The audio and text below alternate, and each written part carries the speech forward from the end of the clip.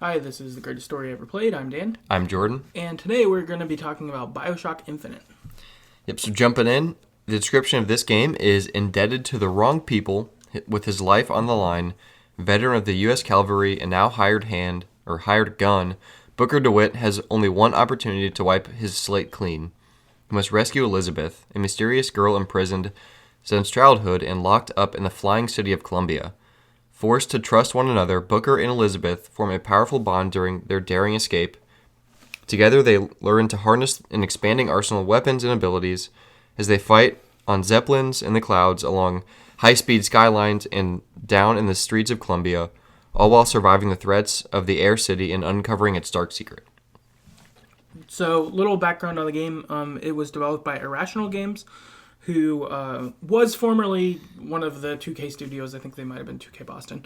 But they developed the original BioShock and System Shock 2. So they, Ken Levine, who was like the main guy creative director behind the first BioShock, he spearheaded this. So again, kind of back in business from the original, which is cool. And then the other, I guess, main important background info is just our couple main characters we have, some of whom were mentioned in the description. So first is Booker DeWitt. That's your playable character. He's former cavalry officer, former Pinkerton agent.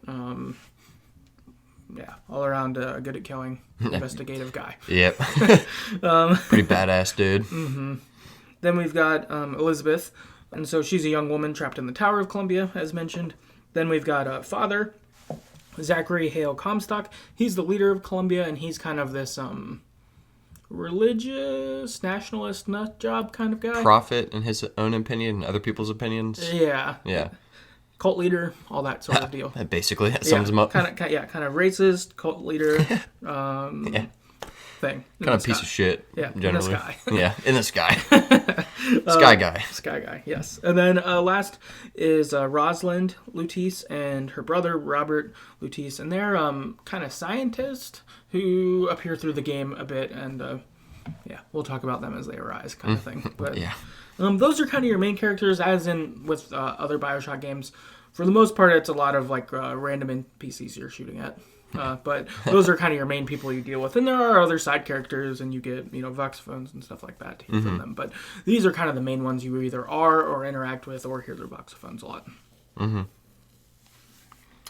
So I guess to start off, and if you played other BioShock games, or 1 and 2, there's, what are they called? Plasmids. Plasmids, yeah. They're like the special abilities you get that alter your DNA, so you can use fire or electricity or whatever. In this game, they're called vigors, so you drink them. So the question I guess we had was what are your favorite vigors? So we're going to talk about that. So if you want to give me yours first. Sure. My favorite vigor was Murder of Crows, which is... what it sounds like. Yeah, exactly what it sounds like. Similar to the bees, kind of, in the other BioShock games, except instead it's a swarm of crows. Yeah, it's probably worse. Yeah, which is worse. It's cool because they're bigger, so you just, see them jump down on people. Yeah. I really like those. With the other games, I did use the bees a lot, and so I think this just kind of fit my next substitute. In the other games, I used bees and fire the most. This one, it was, crows, 80% of the time, maybe more. I was just using them a lot because they were helpful in fighting a lot of people. Yeah, they would ruin people for sure. That's in my top 3 for sure. But I think my favorite 2 were Bucking Bronco and Devil's Kiss. So Bucking Bronco was basically did something on the ground and it would shoot people in the air and they would kind of hover there and you could just fuck them up while they were frozen in the air. Pretty sweet. That's dope. And then Devil's Kiss was the fire. It was a fireball. Yeah, fireball. Fireball, yeah. I still think the fire from the first game was better. Yeah, I do too. I also like the animation was better. You snapped your fingers in the first game and it would just turn, it would set people on fire somewhere else. In this game you threw a fireball at people. Yeah. So I still used it a lot. And Murder of Crows was up there too. But I think those are my favorite 2 I used the most. I'd Bucking Bronco people in the air and freeze them, then I'd fireball them or shoot them in the face 4 times and they'd die. Nice. That's sweet. That's awesome. Mm-hmm. Adam on Twitter agrees with you. Said, I remember Bucking Bronco being my most used. Yeah, super useful. Mm-hmm. Justin on Twitter said, either Devil's Kiss or Murder of Crows. The game is so good. Damn it, now I probably have to start up another playthrough. So he played, both of ours. Yeah. Oh, yeah. Nikki on Twitter said, Murder of Crows, definitely the most fun power ever. Like, it has to be good if I think it's better than the fire one. Okay, so everyone likes the fire one too. Yeah. And Murder of Crows. Dave on Twitter said Shock Jockey, which is like the just electrical thing. It was pretty good too. Mm-hmm. Oh, I guess as a comment for Vigors in this, I liked in this game you got them a lot faster than in the other two BioShocks. I felt like it was kind of a...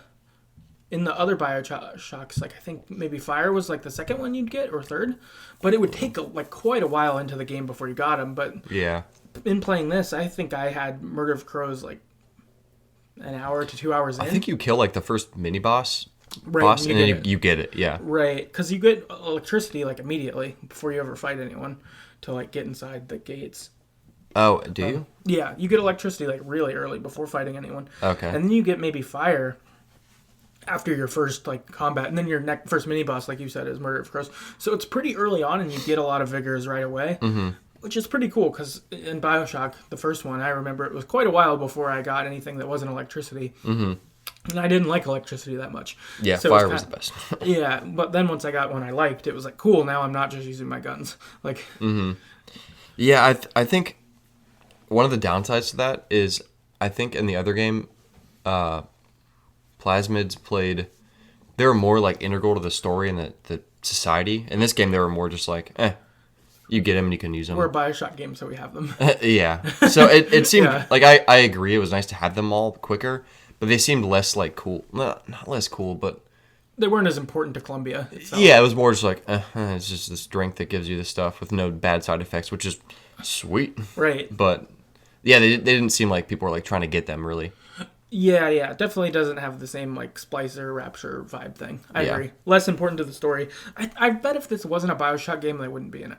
Yeah, like if this was just a game that was like a new franchise got started or whatever. Yeah, it'd probably just be guns and killing people. Yeah, maybe they'd come up with a different thing, but I don't know if we would have vigors. Like I don't know if they would have kept that part. But because BioShock has that and like they're fun, you need them. You need them, but cool. So I guess with that, we'll jump into our recap of BioShock Infinite. I guess also I did want to give a, not spoiler, warning that we may or may not have things not quite in order, or if we skip something that was like your favorite thing and we accidentally forgot, sorry. I feel like putting this together has been a little crazier this week than typical. So yeah, just throwing that out there. But yeah, recap. So, game begins, and we've got Booker arriving on Lighthouse looking for Elizabeth, and this already feels a lot like the first game. You're like rowing up to a lighthouse. Yeah. I guess in this game you're not in a plane crashing. Right. But you're going to a lighthouse. You're going to in the middle of nowhere. Right. In the ocean. Yeah. So it already feels like it's already getting some vibes. And inside the lighthouse, he looks around, he finds like a guy who's been killed. There's like threatening notes on the wall and blood, like stuff like that. And he knows that if he rescues Elizabeth, his debt's going to be wiped away. So fuck it, I'm going to find her, I'm going to do this, like I got to get out of debt kind of thing. And so during like the top part of the lighthouse, Booker gets there and he finds this chair. And he sits in it, and it, like, straps him down. Yeah. And then he gets transported to Columbia. Yeah, and, like this balloon shoots him up in the air 20,000 feet, maybe? Yeah, something crazy. Yeah. And he obviously did not know this was happening. Like, he's freaking out. Yeah. He's very confused. Now, we arrive at Columbia, and as we're, like, going in, we see that there are people who are, like, praying and getting baptized, and they're worshiping, and there's, like, a preacher guy who's at the front, like, telling people they need to repent and all that stuff. Yeah, and if you played other BioShock games, you already know this is different because in the past ones there's like no one there to welcome you. They're all dead or crazy or something like that. So there's some like coherent people here, right? Which is cool and different. Yeah, different. And then also in the other ones too, it's like the no gods, no kings, only man. Yeah. This one is total opposite of like you're walking into. It's like, okay, I'm walking into some super religious thing. Yeah. So pretty different. And what you find out is you actually have to be baptized to be able to even enter Columbia. So you accept the baptism to go into Columbia. That happens. And so then Booker begins to explore Columbia. Okay, what is this place? And where's this Elizabeth I need to find? And as you get the vibe, and so this is where you get your first sample.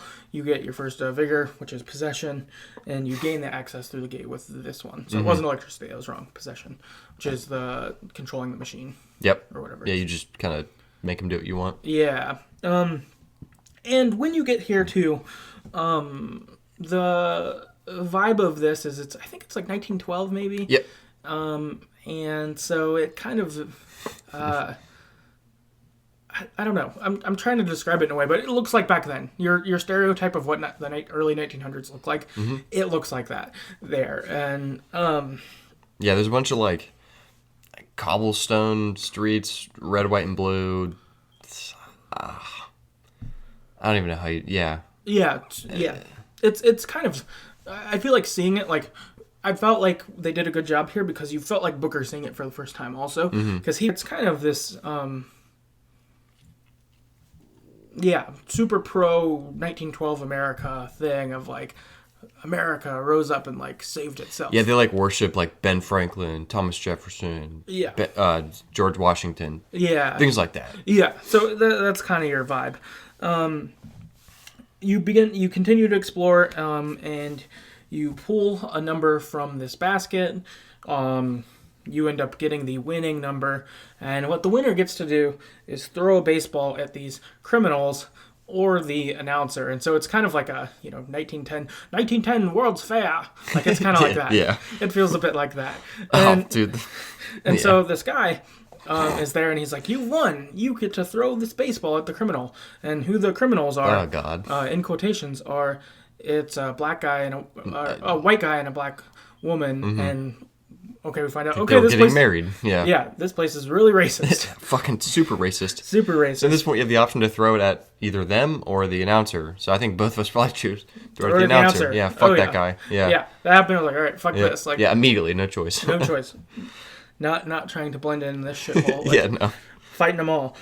So, of course, threw it at the announcer, and fighting commences because then everyone's like, "You're the false prophet. You're the false shepherd." Because you have like this brand on your hand that says AD. Mm-hmm. I forget. Well, I guess maybe we'll talk about that. But yeah, I don't remember seeing that before this. Yeah. So you throw the baseball at the announcer. Everyone, of course, freaks out on you. And starts like shooting at you. And so in typical BioShock kind of fashion, it's chaos now. Like it went from like kind of normal to it's like when you first meet splicers. Yes, I mean, murder. These are just regular people shooting at you, but it's still crazy. You fight your way out of Monument Square.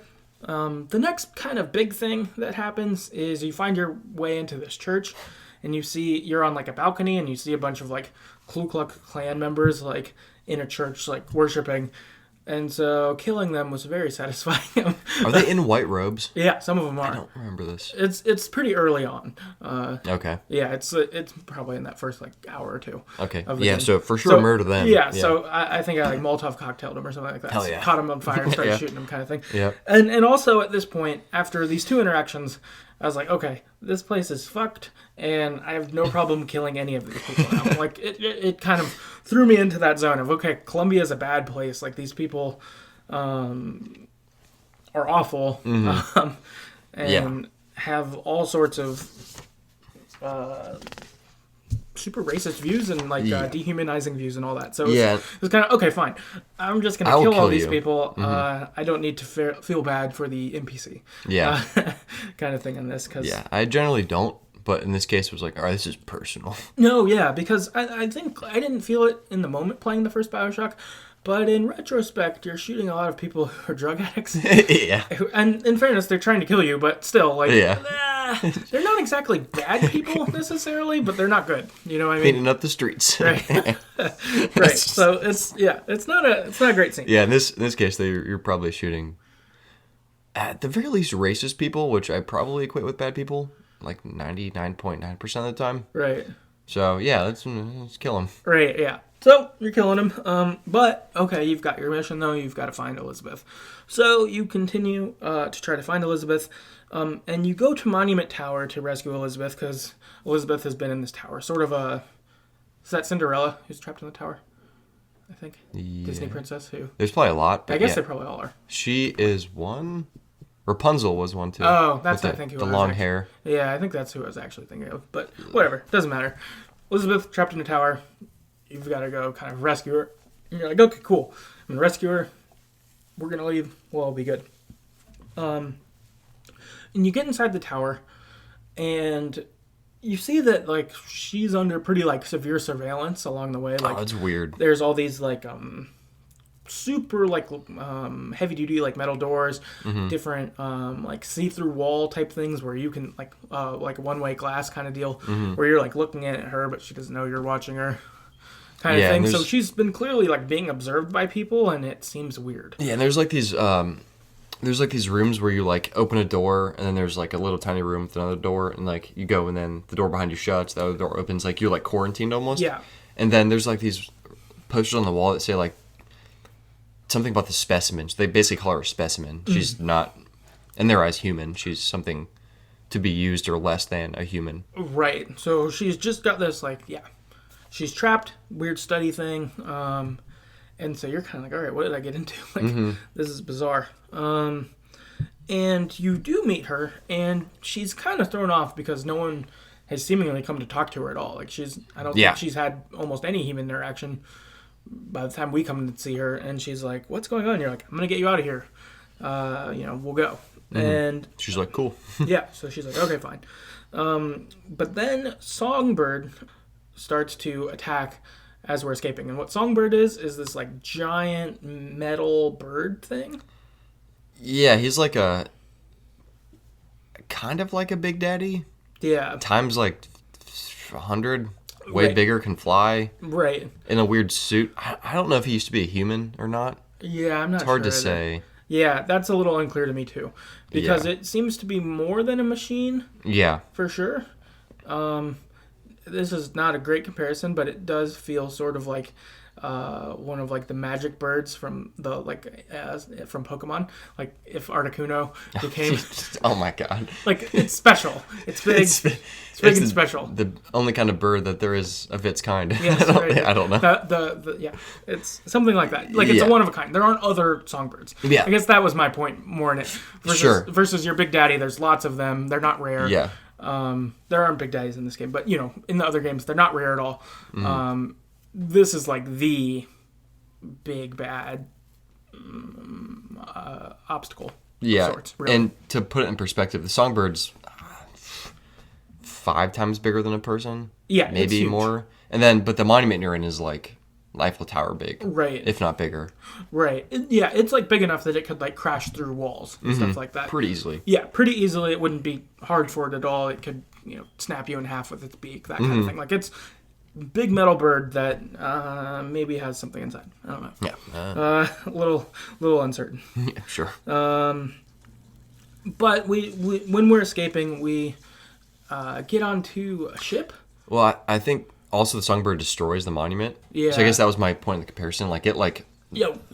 demolishes it, and it's, I mean, picture like a pretty large human flying bird metal thing, Right. destroying the Eiffel Tower Right. like in 5 minutes. Right. It like crumbles. It's crazy. Yeah. So it's pretty powerful. Yeah, super powerful. We do get on like a flying ship to try to escape, but it takes our ship down too. Of course. Of course, dude. And then we wake up on a beach that's seemingly like the lower part of Colombia, essentially. And so we start walking around the beach looking for Elizabeth. It's very goofy. Yeah, everyone's wearing this weird black and white striped old school, I guess you'd call them bathing suits. Yeah, I don't know why they're bathing suits. But at first I thought they were prisoners. Like, That's because fair. of how they look. Yeah, they do look like prisoner suits. Yeah, they look like old cartoons of prisoners. Yeah. Kind of But they're thing. bathing suits. But they're bathing suits in there, yeah. So there, you kind of interact with that. You end up finding Elizabeth, and she's like just dancing Yeah. on the dock, and you have to be like, we have to go. I think you lie to her and say, we'll go to Paris. She's like, okay, cool. Yeah, and so for her, she's like just enamored, I think, with any freedom that's not being inside the tower. She's like, oh my gosh, I'm not in it. Wow, sand feels like this. Air feels like this. Like, you know, because she hasn't gotten to experience anything in the tower for, I don't know, 20-some years, however old she is. Yeah. And Booker on the other side is, I've got a job to do, I gotta do this. And you get like flashbacks of his memory of like, tell her whatever she needs to hear to like have this happen. So you're like, yeah, Paris. Cool. Sounds great. Yeah. Let's just lie. Yeah. And that seems to be Booker's kind of game at this point, is to get the end result he needs, he'll do whatever that means. If it's killing people, if it's lying, whatever, like, I'm a guy that solves my objectives however I have to. That's kind of the vibe you get. Yeah, and to be fair, in his defense, he's not trying to kill people. They're definitely trying to kill him. I guess you can choose. Like, I didn't kill anyone I didn't have to in my playthrough. So I think you can kill random townspeople. Oh, really? I didn't try, but I assume you probably could. Yeah, maybe you could. I didn't try to either. I just killed anyone that shot at me. Yeah, so like same idea, but yeah, that's true. Booker didn't start the fight, but he finishes it. yeah, every time. Dude's a badass for sure. Yeah, definitely badass. Be me and I'll be him in 5 years. So you get Elizabeth back though, and now you're trying to make your way to a new way to escape. It's not this, but I think it's something equivalent to their train station, like to get out. And so you like go up to get a ticket. You're trying to get it. You get surprised by being stabbed in the hand by the ticket taker, which was pretty cool. Or well, unless you shoot him first. I didn't. I didn't either. Because Elizabeth is clearly not into violence, and so I'm trying to like play it cool with her. And it got me to get stabbed in the hand, which was crazy. I didn't see that coming. But so then an ambush comes. All of a sudden, all these pedestrians who were beside you are actually people who were trying to recover Elizabeth. And you go full John Wick and kill everyone as you do. Oh yeah. You kill everyone. Elizabeth runs off, though, in the skirmish. She's afraid and such. So you end up catching up to her. She's on a ship, and she's upset that you've killed people. She's like, you're a bad person. You kill people. And you're like, I don't think you understand what's going on. Like, yeah. Literally, all of these people want to hurt us. They want to hurt me, but they also want to hurt you. They're not going to do, they're going to make you go back there. All this stuff. It's not a good scene. Like, you need to adjust. I want to try to be good. I want to help you. Like, I'm into this. But that is going to involve having to kill people. Yeah, and she is not okay with it, but she's like, I understand. Yeah, I think she's willing to be like, I don't like it, but I get it, sort of thing a little more, which is progress. Yep. From here, we head to Soldier Field. And I would say this is probably one of the biggest places where you see the propaganda of this world, because it's like their museum. So you see, like, as Jordan mentioned earlier, the worship of like George Washington and like, who else was it? Was it Benjamin Franklin, like founding fathers, like that kind of. Yeah, they like pray to the founding fathers. For help. And so what you kind of have is this like super religious nationalistic thing of like God made George Washington to make America great and like shit like that. Like that's like kind of the vibe that these people have all kind of, it's a really weird blend between like pro America with kind of pro God, but God's really, I feel like the Comstock becomes God, right? Then the founding fathers become like his subordinates, but they're I don't know, it's kind of weird. Like it's God, quote unquote, but it's more profit and other people, right? But America's definitely okay with them. And it's pro both of those. So in this, you like see just all sorts of crazy propaganda, like the white man has the burden of leading the rest of the world, like crazy shit like this, where you're just like, man, fuck these people. Like again, that kind of reinforces like, all right, we gotta shoot them. Not only do they treat, it's not even just like black people. There's like. They have like the Asian people. Dude, it's bad. Yeah, it's pretty. We'll talk about this later, but through this, there's the people who are portrayed here are clearly like very racist and like nationalistic. You deal with that a lot, and I don't know. As an overall experience, there are different ways to think and feel about that, and they're probably valid in their own ways. They're still the bad guys in it, but they're still like. I don't know. Sometimes it felt a little far at times. A little like, okay, you're putting this on 15 out of 10 if you don't really have to do that. Right, I get the point. Like, you didn't necessarily have to take it there. Yeah, so they're racist. There were parts where it did feel that way.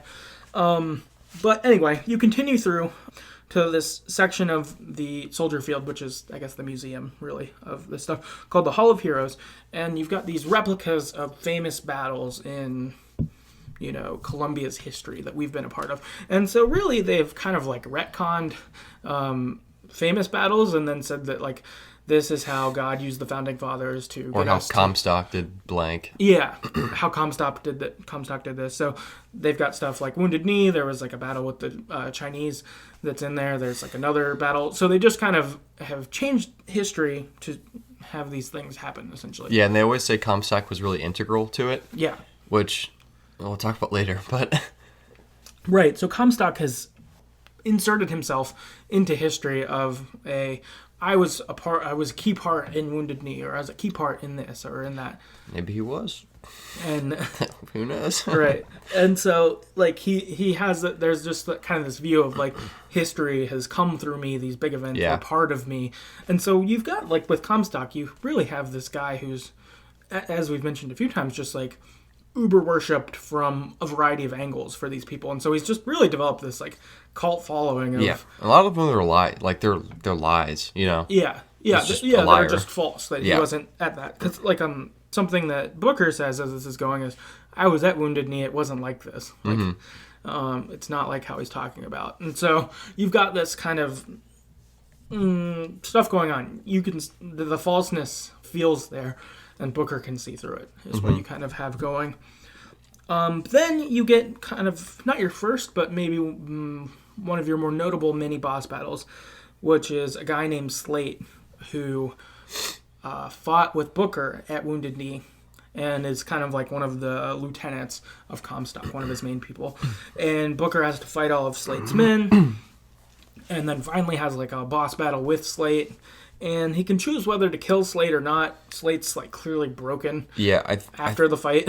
I think the whole point of this too was like Slate was pissed because Comstock was rewriting history, right, and like putting himself in all these battles that he wasn't in, right. And then he felt like Slate or Comstock was going to come kill him and all of his men because they knew it was false and whatever.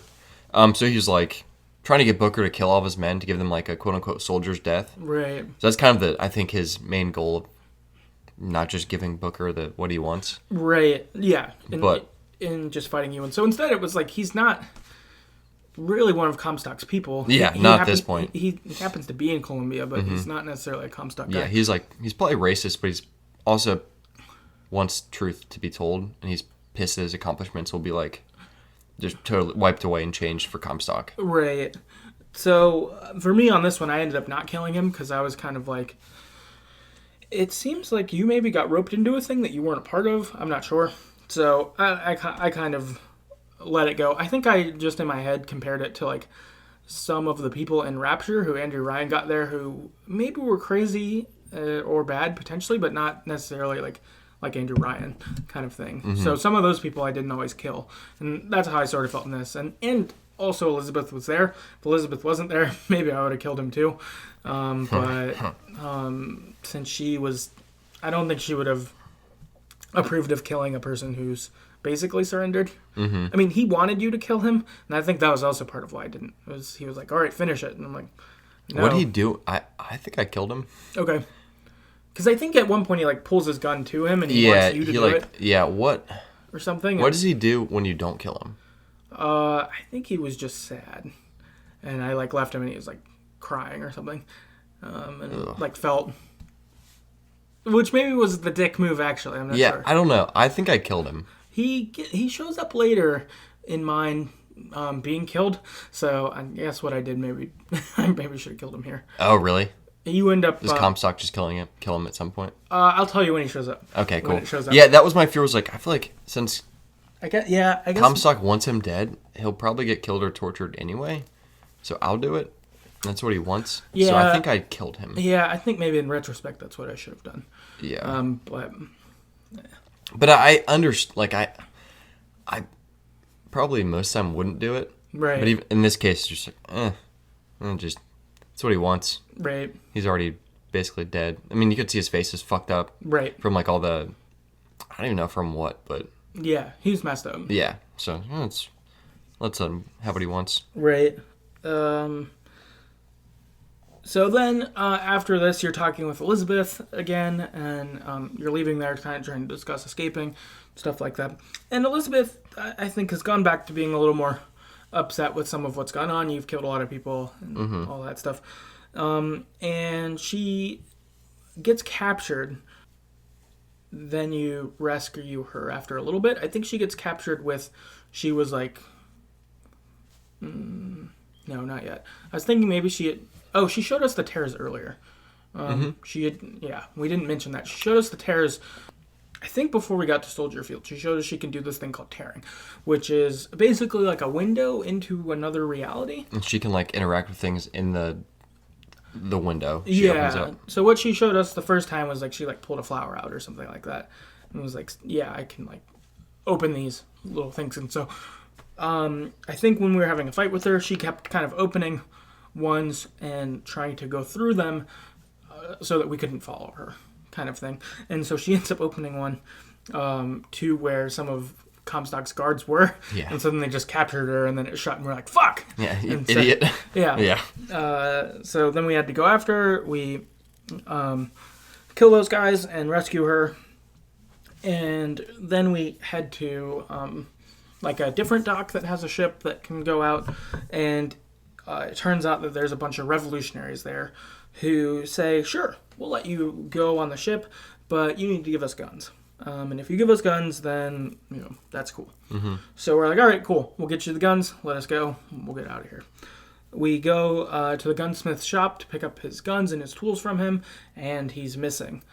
So we go to Comstock's like prison of sorts, where he puts some, traitors, people he sees fit. Whoever.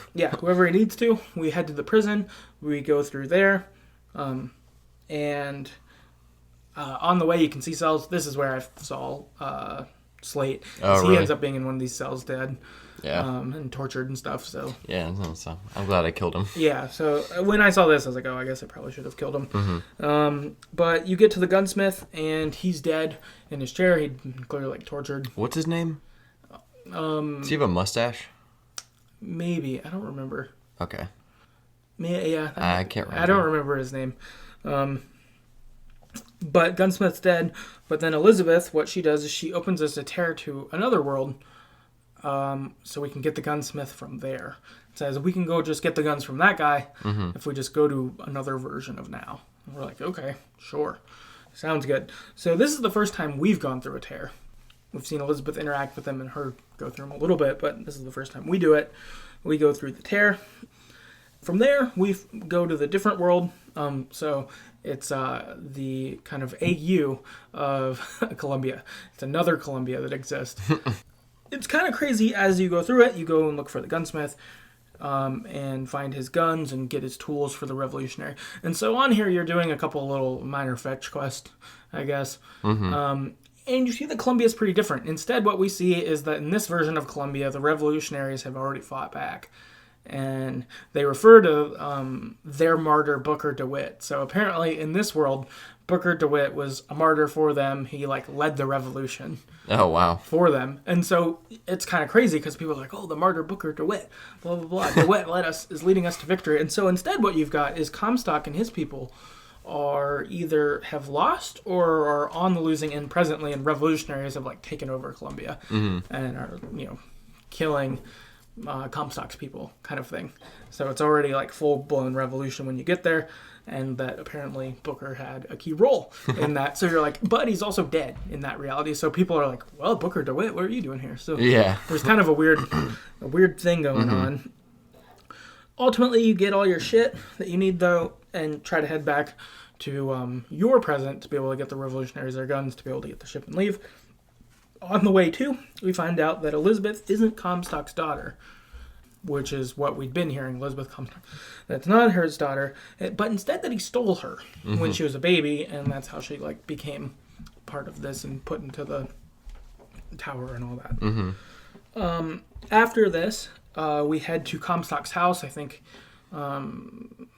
thinking this is our way out. If we go through Comstock's house, that'll be our way out or whatever.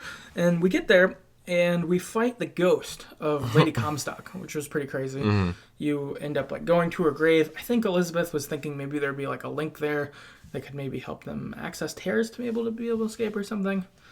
we fight the ghost of Lady Comstock. It's pretty crazy. She's pretty hard to fight. And then from here, we find these terror remnants from Lady Comstock around. And we have to go through them, and I think they sink us. Like, I think it helps sink the world better or something. I'm not sure why we did it exactly. We had to find them. They were kind of like echoes that we essentially found. Oh, I think they helped lead us to Elizabeth, actually. Maybe that's why we went through them. And so then Booker... they lead us to Elizabeth. That's why we did it. So as they lead us to Elizabeth, we find out her location. Booker finds Elizabeth. But when he finds her, she's an old woman. And you're like, what? I haven't been gone that long. Like, what's going on? Oh, you're still in the other universe in this, I think, actually. Yes. Yeah, still in the other universe. And she tells you that Booker has actually tried to free her many times. That we've been in, we've had this situation happen a lot, Booker, where you've come to try to free me. But Songbird always stops you. And you're like, what? What the fuck? And she's like, but I'll get you back to her. I can get you back to Elizabeth. And so she opens one, like, tear for him, and Booker goes through it to get back to his original. It's crazy. Yeah, which is wild. And you hear this, and you're like, wait. What is happening? This has happened before? Booker's been here? So you're like, this is pretty crazy. You're like, all right, what the fuck's going on? Like, this is pretty wild. We get back to our reality, and we find Elizabeth. And she's strapped down in this, like, glass chamber of sorts where they're like electrocuting her, and I think like trying to get her tear power out of her or something like that. So there's like some doctors in there. So you end up like killing your way through the people at the doctor's facility to be able to unlock the chamber, and then you kill those people and free Elizabeth. Then from here, you and Elizabeth are like, okay, to end this, we have to kill Comstock. Like, we can't just leave. We can't let Columbia exist. We have to kill him for this stuff. Like, we can't let this happen to anyone else. We can't just let it go, kind of thing. And we're like, yeah, I'm down. Like, fuck this guy. He sucks. Yeah, he sucks. So we get on Comstock's ship, and we fight on it quite a bit. We kind of kill our way through the ship. It's a really big ship, too. Yeah, it's huge. So you're going through, I think there might be like 3 or 4 levels. So you're just like going through the ship for quite a while, just killing everyone. And then you finally get to Comstock, and he's at this fountain. And he tries to talk to Elizabeth and be like, has Booker told you about this? Has blah, blah, blah. He's trying to talk, and Booker's like, shut up! And he just kills him. He just, like, bashes his head on the fountain until he's dead. And before we're bashing him, he tells us that Elizabeth should ask us about her missing finger. I think she's missing, like, the tips of 2 of her fingers. And he's like, ask Booker about that. He knows about that. And we're like, we don't know anything about that. And Comstock's like, yeah, you do, kind of thing. And so then we freak out and kill him. Elizabeth's kind of like, what's happening? Yeah, she's kind of taken off guard and doesn't interject.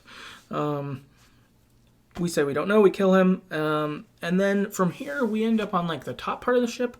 And you get into like a pretty crazy fight where there's like bad ships that are coming. Soldiers are getting unloaded.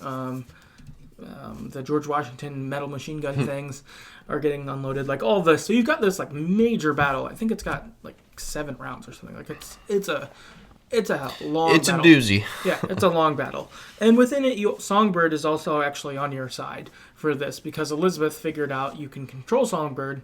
Like DeWitt can. I think she can. Oh, okay. Because she figured out the notes you need to play, which are CAGE. So for cage, but the musical notes of those, that like plays its theme song or whatever to itself. Not theme song. Yeah. Theme song. Bird. Yeah, cage, the theme song. No, it plays it's whatever it's tuned to, I guess. And so she's able to control it because she can play its tune, kind of thing. So she like has it like blowing ships up while you're trying to fight, while they're trying to like sink the ship on you. It's pretty crazy. Big battle. Finally, after enough of this, Elizabeth opens a new tear and transports you two and Songbird to Rapture, which is crazy. You're like, oh fuck, I know this place. Like, I've been here. I've been here. Songbird though is outside of like the glass tunnels. It's just in the water, and then Songbird dies in the water. And here I felt a little bad because I've been hating Songbird before this, but then on the last part where she used Songbird to help us, I did kind of like that. So when Songbird went down, I was like, you've been causing me problems a lot, but I feel a little sad now. Yeah, not evil, just controlled. Yeah. And so Elizabeth from this point on is trying to show you the truth of what has gone on. And it's pretty crazy as you kind of see the truth unfold. So the truth is that Robert Lutece, who's one of the brother-sister who we talked about at the beginning. So they show up at varying points throughout the game as kind of like dispassionate advice givers, where they're kind of like, oh, I thought you would do this. Or like, it's almost like, I guess they sort of do, but like that they exist out of space and time, and so they're like weird side commentary that happens sometimes. It's kind of strange. Yeah, and they've like seen and interacted with a lot of the Booker DeWitts, it seems like, that have come. If I don't know how to put it really, but yeah, they're like outside of space and time, and like there's other whatever. Yeah, well, I guess we'll get there. Yeah, but they've seemingly interacted with other Bookers. Like when you first meet them, when you get into Columbia, they flip a coin and ask you heads or tails. And they say it's going to be heads because it always is. And then they've got like a tally of like 50 in a row or more hundreds. Than that. Yeah, something like that. It's a lot. Oh, it's always heads kind of thing. And so you get a lot of weird interactions like that before. Yeah, you're like, what's happening? What's happening? So Elizabeth tells us that the truth is that Robert Lutece offered Booker a deal on behalf of Comstock, that Comstock would wipe away all of Booker's debts if he gave away his daughter, Anna. And so Booker said, okay, fine, I'll do it. I don't want to have this debt. But immediately afterwards regrets doing it. And so he chases after Robert to get Anna back. He finds Comstock and Anna in an alleyway. And there's this kind of portal that's opened up, and Comstock's going to run through it. And so Booker chases after. There's kind of a struggle between him and Comstock. Comstock makes it through, but and says, shut the portal. And as he says, shut the portal, Anna had stuck her hand out. And so when the portal closed, it snipped the tips of 2 of her fingers off. And so you have this reveal. Wait, Elizabeth, like, okay, this is Elizabeth's origin story. How did this... How old is she in that, do you think? The baby. She's like less than a year old. Probably. Okay. I would think 1 or 2. She's small. Okay. So, as a small baby, this happens. And from here, also along the way, she takes us to docks, where you see unending docks of Elizabeth telling the story to Booker, walking around. And it's weird because you're like walking and then it's like you can turn right or left, but whichever one you turn, then a dock appears there. And so it's this kind of like mindfuck thing as you're experiencing it. And as you're walking, you see another Booker next to you also having the same conversation with Elizabeth, kind of thing. You're like, okay, what the fuck is happening? Like, and so then Elizabeth brings Booker back to a main moment, which is back to his baptism, which he realizes is an event that had occurred. This baptism after Wounded Knee, he's felt guilty after what he did there because it was like war atrocities of sorts, and he's really fucked up on it. And so there's this point where he considers getting baptized, and what he realizes is that in Booker's own world, he rejected this baptism and said, no, I don't want this. Like, I'm going to keep doing my thing. But in other worlds, Booker did accept this baptism and led him to becoming Comstock. So, boom, Comstock, Booker are the same person. Your BioShock twist. That they're the same person. And in some universes, Comstock is who Booker became.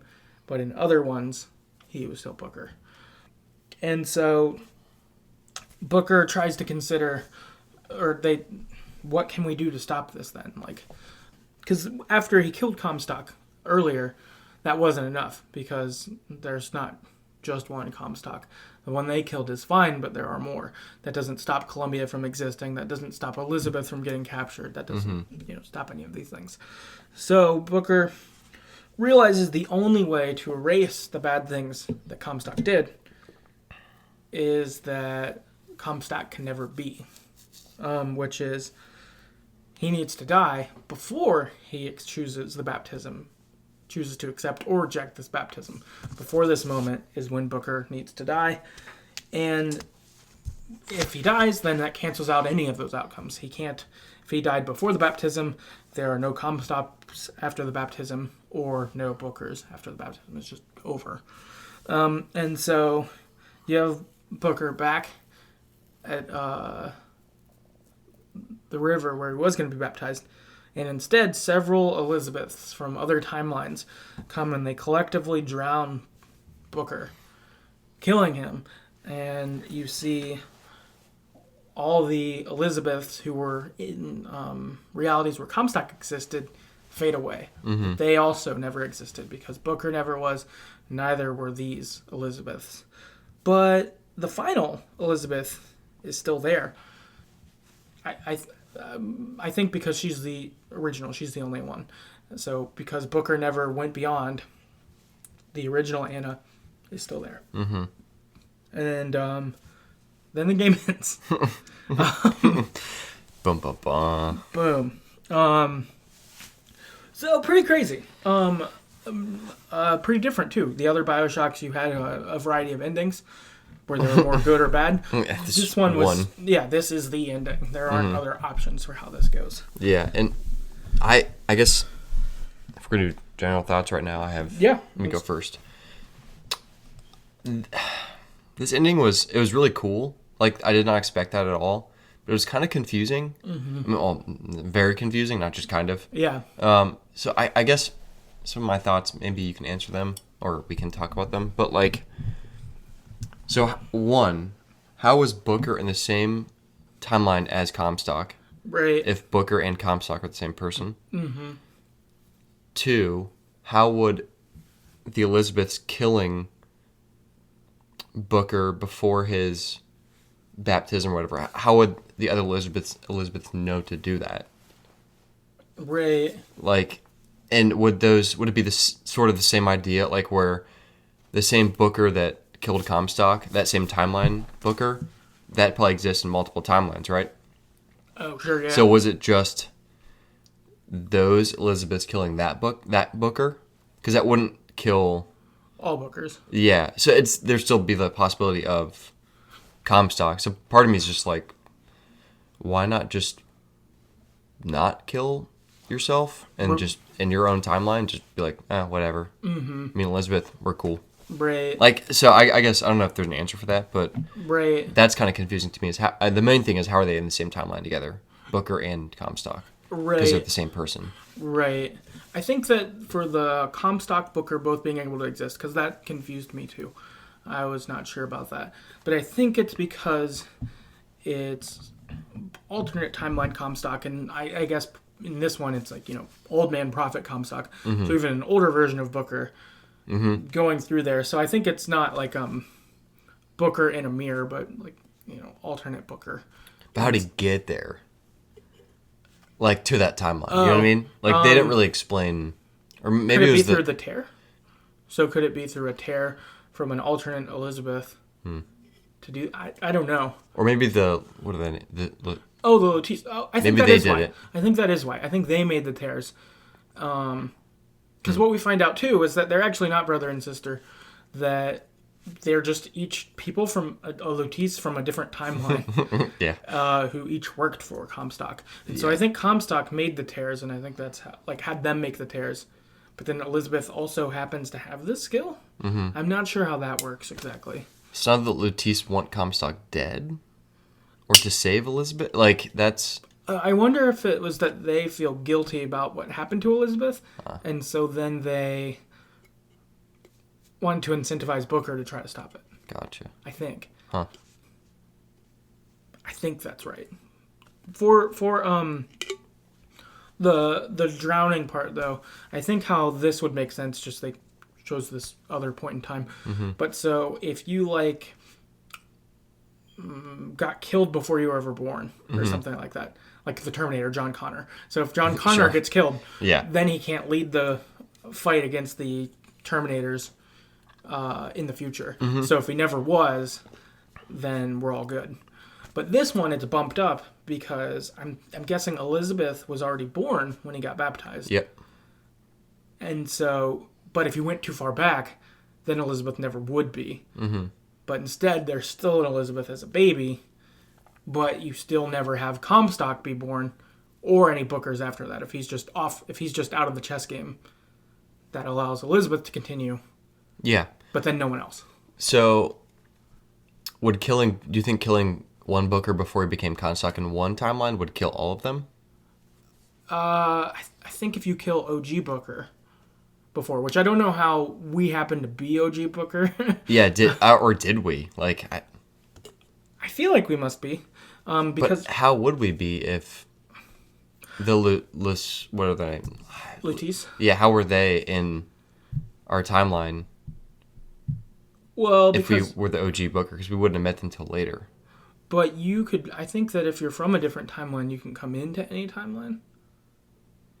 But then that would that would be like a circular thing, you know what I mean? Right. So like if we, as Booker, created Columbia, we would need them, we would invite them, and then they would have to go back and, you know, like it's just like a circular... Right. But couldn't you have the mass reset if you cut it off earlier, though? I think that's the thought. Yeah, but still, if you're the OG Booker, you would need to meet them later, I feel like. Yeah. So I feel like we're not... No, I mean... Maybe there's no answers. I don't know if there's answers. No, I'm not sure. Yeah. That's just how I'm thinking. That must makes be sense. the logic. Mm-hmm. But you're right. That does get pretty complicated. And I think that any time where you've got alternate universes and jumping timelines... It's confusing. It gets kind of crazy. And I don't know if you can actually keep them consistent or not. I'm not sure. Yeah. I've read some books and watched movies and stuff that have timeline jumping, but I'm not sure because if you know, for this, I guess it's right. The older version of you becomes a villain, so you kill yourself as the younger one, so the older one never was. Yeah. That's like the premise of what happens here. But you're right. Would it work? And I guess my thought is it probably has to be the original. So if you're like Booker 37 in Universe 37, it might not matter if you do this, right? Yeah. Because like, okay. So wait, this is the split point though. Okay, so before there was always one timeline, I guess, before this baptism event. Which one? Here, when Booker got baptized after Wounded Knee. So that's the where there's one timeline is only before that. And then all the timelines have come out from this because sometimes he says, yes, I'll be baptized, and then he becomes Comstock. Sometimes he says no and doesn't, and then I guess ends up in the story later since he does show back involved in Columbia. But I think that that's the like singular point. And so I think if you go before the singular point and kill yourself, then you don't have to cut them all off or whatever. I guess that makes sense. That makes sense. Because I think that's why when they killed Comstock in one of them, it didn't matter because there's 50 extending points after that or hundreds really. But if you go before the extending point, but as you said though, can you really do that? I don't know about that. That seems unlikely. Yeah, who knows? So I guess if you're listening, if any thoughts or advice, please tell us. Yeah. Also, if that was unenjoyable to listen to, sorry. Yeah. We don't know what we're talking about. Yeah. We not science majors. Yeah, we're not physicists. No. Physicists. Yes. We're just guys talking about video games. Yeah, we are guys talking about video games. Yeah. So sorry, go ahead. Going for a much more different point is I really enjoyed this game in terms of how it's played. I thought it was really fun. This might have been the game I had the most fun playing of the BioShocks, which not that I didn't like the other ones, but like this one having like the sky rail thing. Yeah. That was pretty fun, like flying, jumping off on the ground, shooting people. Murder of Crows again was super fun. The guns are pretty fun. You get Elizabeth gives you ammo and shit along the way, which is nice. Like, also like Booker and Elizabeth's interactions with each other are pretty fun. In the previous 2 BioShock games, the character you play as doesn't speak. Yeah. So having a character that you play as that does speak and has a personality and does great voice acting by Troy Baker, who's Joel in The Last of Us and like other stuff. Like he's great. He's a really good voice actor. And so having him be Booker, super fun. But also, some people didn't like this. I saw on the internet. I don't know. I was fine with it. But the game's super violent. Also, like when you like shoot people, it's just like gore central. Like, which is different than the other 2 BioShock games. They don't really have blood. You're killing people all the time, but it's not as violent looking. This game looks violent when you play it. I'm into it. Yeah, but I thought it was fun. Like it worked for me. I thought it was fun. But I did see at the time some people were like, "Oh, it's too violent. It distracts from itself." But I was like, I thought it was fine. It didn't bother me. I think that, like, I don't know. Whatever. But I enjoyed it. I thought it was really fun to play. Same. I think it, in terms of gameplay, it was the best in the series, in my opinion. I think it was, like, I think the it was smoother. I think aiming was easier. Shooting people was easier. Whatever. And I guess also too, like having the main character be like more interactive was really cool. I think it added to like the depth and the even just having like an interaction between like Booker and Elizabeth was really cool. I think it just added more depth to like the character, because I feel like in the other game there's no character development. It was just kind of you're just going through Rapture and killing people and doing stuff. But in this game, I think there was a lot. It really felt like you were having a relationship with Elizabeth, and you know you go back and forth, and like she would kind of hate you and like you, and you know whatever. Right. So I think that really added a lot to it. So I would agree with that. Yeah, I think in relation to that is that this game, as you said, is more character focused than like setting focused. So like your world of Rapture and like the stuff there, that was the interesting piece. Your characters less so. Like Andrew Ryan was pretty interesting, but really, otherwise, like, none of the other characters in those were super, super interesting. Some of them had little parts that were interesting, or like, oh, crazy surgeon, or, you know, whatever. But this one, like, the Elizabeth Booker was pretty central. But then, yeah. I guess on that side, too, Rapture is definitely way cooler than Columbia. Yeah. I don't know if you could beat that setting, though. Rapture is just pretty iconic of a setting in general. But as you said, characters were better. Also in this one, I guess in fairness to my character critique on BioShock, but this one I did listen to most of the voxophones, so I did a good job. Nice. I did the right You get thing. way more from that.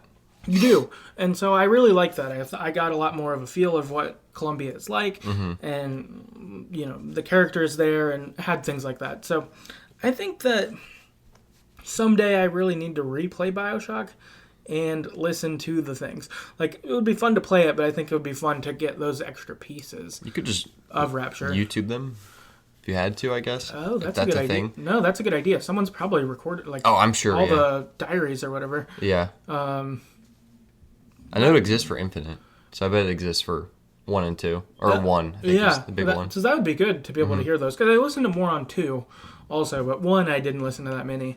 But I think if I could get more of that, that would be cool to, I don't know, fill the world out even more. But yeah, for sure.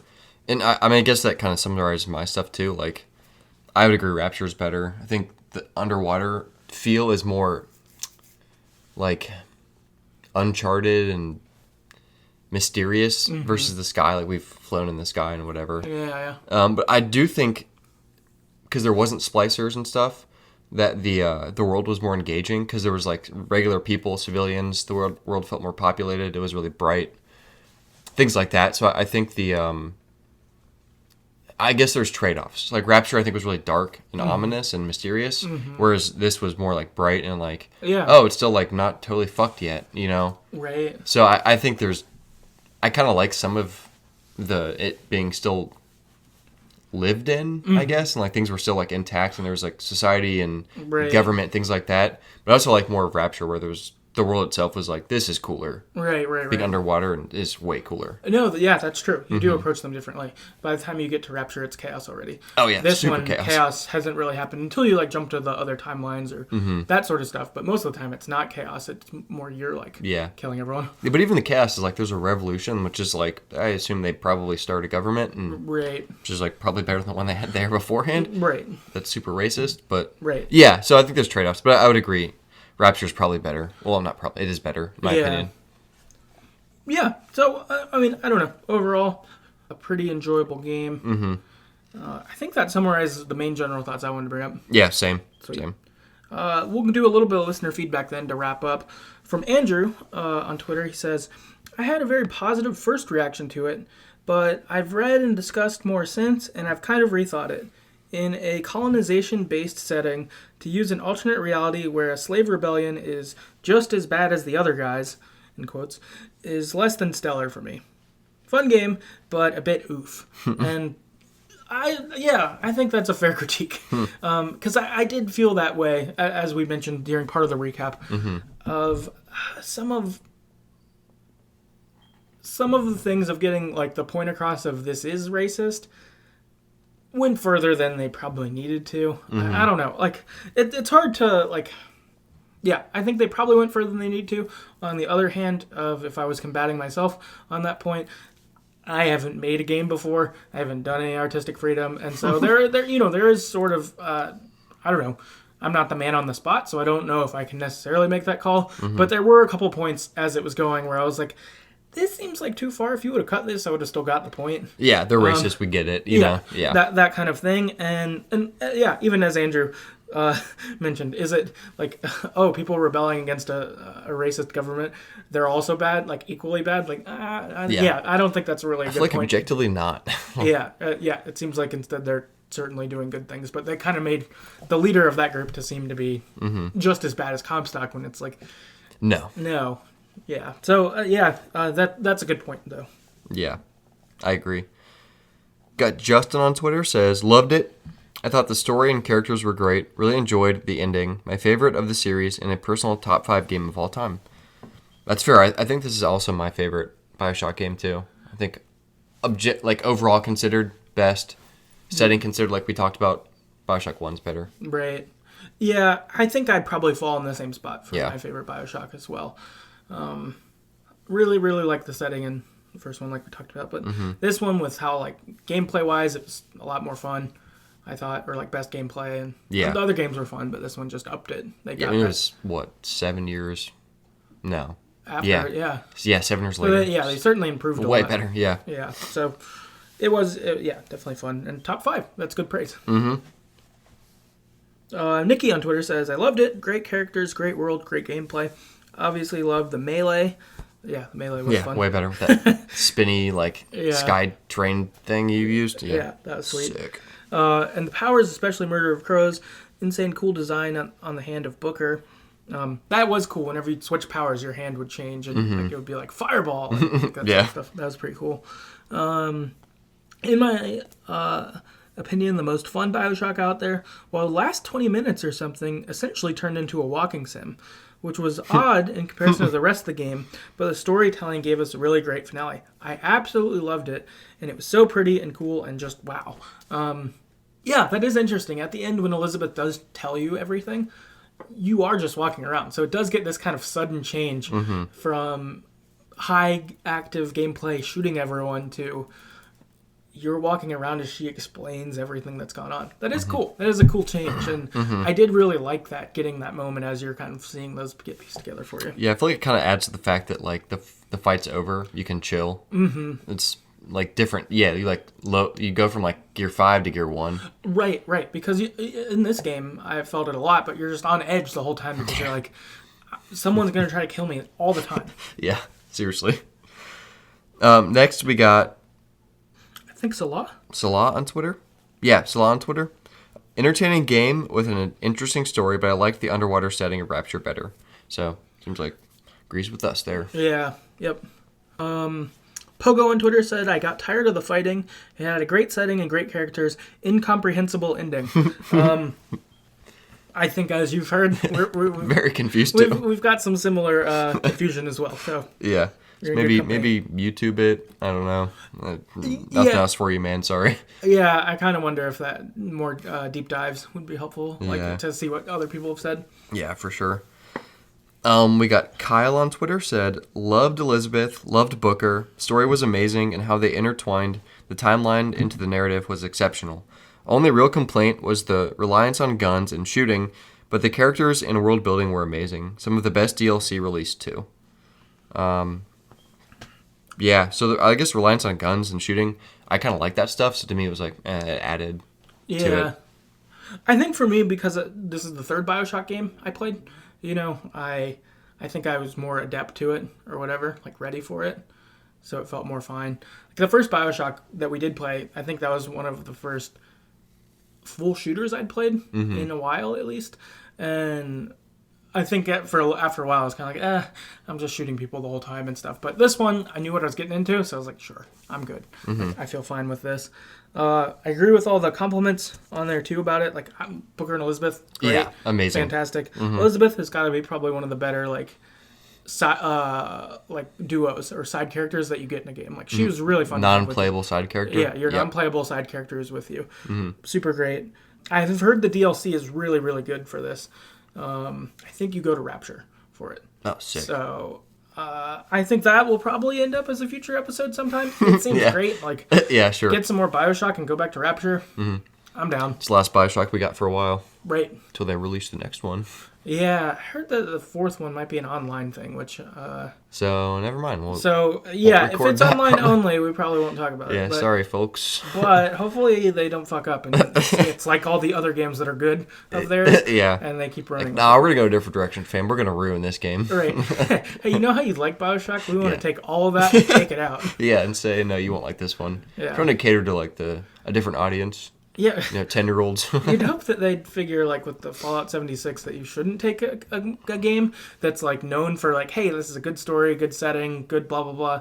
Well, what if you just put it online and had other people... It took out all of that stuff. All of the things people like. Put it online. And put it online. Yeah. Great. So microtransactions. With microtransactions. You can fuck right off. People love spending extra money on their games. Oh, for sure. So, hopefully BioShock 4 doesn't do that. Yeah. And then last up is Industry on Twitter, who said, I loved all the BioShock games. So I think that's a good wrapping. These games are all pretty great. I've had fun getting to talk about them on the show for sure. And for you, you played 2 of the 3 before? Yeah, I played 1 and 3, back in the day. 6 years ago, 7 years ago. Right. Yeah, and then I played 2 when we did, and then... Yeah. For the first time. Yeah. Yeah. So, and then for me, they were first time for all of them. This is a great series. They're all really fun, and I can see why people love each one more than the others. If they were I really loved 2 because of this thing, or I really loved 1 because of that over the other ones, or I really didn't like this about 3 or about 1, or I could see it. I would say they're all pretty good games. Same. And this was really fun to wrap that trilogy up. I think that 2, I got this at a Black Friday sale, maybe a year or 2 ago, for the whole BioShock collection for me, I don't know, $15 or $20. Damn. And that might be the best value I've maybe ever spent on games, because to get 3 games for that low of money, and they're all good. They're all good. I think I spent $30 on the remastered trilogy for Xbox One. Yeah. And that was pretty good deal. I mean, great deal. Fuck yeah, even for $60, Yeah, I would think even for $60, it's a pretty good deal. Knowing it will go on sale, you should wait, but for sure. They're fantastic.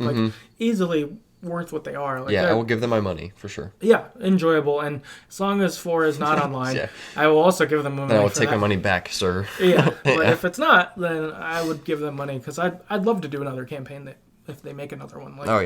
That sounds great. For sure. Yeah, I guess that wraps our episode. So, if you have other thoughts on Rapture or want to explain its crazy ending, please do. Or not Rapture, Columbia, Yeah. BioShock World, hit us up. That'd be great. You can do that a couple of ways. You can do that on Twitter at StoryEverPod. You can email us at TheGreatestStoryEverPlayed@gmail.com. Our website's TheGreatestStoryEverPlayed.com. You can check out our episodes on BioShock 1 and 2, and we did one on the DLC, Minerva's Den for 2 also. So those are all there, among a bunch of other episodes.